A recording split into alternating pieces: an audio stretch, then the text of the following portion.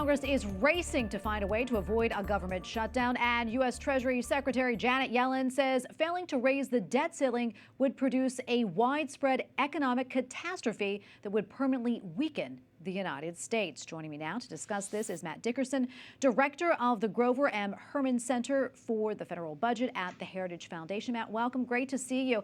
Let's talk more about this raising the nation's debt limit. How can that help or harm our economy? And what do you think of Secretary Yellen's comments? I mean, do you think that failing to increase the debt ceiling will lead to a catastrophe? Great. Thanks for having me with you today. We have reached the debt limit. It was reached on August 1st, and the Treasury is currently using what are called extraordinary measures to continue financing the government right now. But traditionally, reaching the debt limit has served as a bipartisan wake-up call for Congress to start addressing the thing that has caused us to reach the debt limit, which is spending too much. And instead of giving a blank check, which President Biden and Secretary Yellen are asking Congress to do so they can continue spending more and more and more, what Congress should be doing is turning the tide and starting to address overspending. Yeah, and as you mentioned, this really isn't the first time that the debt ceiling has been increased. Can we talk more about that, why it happens, and the impact of that? Absolutely. For many years, Congress has increased the debt limit or suspended the debt limit, which allows Congress to continue overspending. And that's why the national debt has increased up to $28 trillion just in the last year and a half. More than $5 trillion has been added to our national debt. And that's due to spending more than we're taking in at the federal level. And that's completely irresponsible. Nobody would run their family household like that or their small business like that. And eventually, we're going to have to address the debt. And it's caused by just too much spending. And going back decades, when we have reached the debt limit, Congress has worked together on a bipartisan basis to address the cause of reaching the debt limit and tried to slow the growth of spending. Yeah, and something that's actually impacting all of us right now is inflation. We're seeing that in the rising costs of things like fuel and food. Where do you see this going? Do you think prices will continue to rise, or do you think that we'll see a leveling off? That's a great point, and something that's on the minds of a lot of viewers as we speak.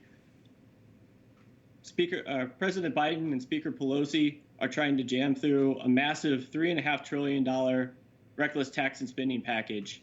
And that's only going to throw more fuel on the fire and increase the risk of inflation. And that's why they're asking for a suspension of the debt limit so they can increase spending as much as they want to, which will certainly have negative impacts on the American economy, and people will feel it in their pocketbooks.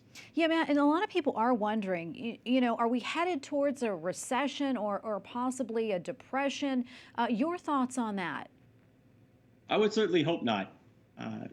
But I would say increasing taxes just as the economy is starting to recover, as President Biden has proposed, I think would be the wrong policy prescription. Instead, we should be reducing taxes and addressing things that are causing the supply chain interruptions, which is too much regulation, too much uncertainty throughout our economy.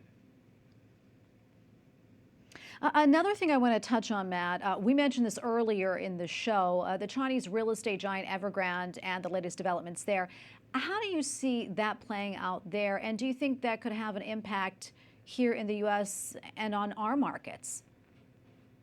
Absolutely. I think as we've seen, the global economy is more interconnected now than it ever has before. And so bad decisions happening in other countries could certainly affect the country's economy here domestically. So that's why it's really important for us here in America to have good, sound economic policy that allows our private sector, our private market to withstand any negative impacts that might be coming in from abroad.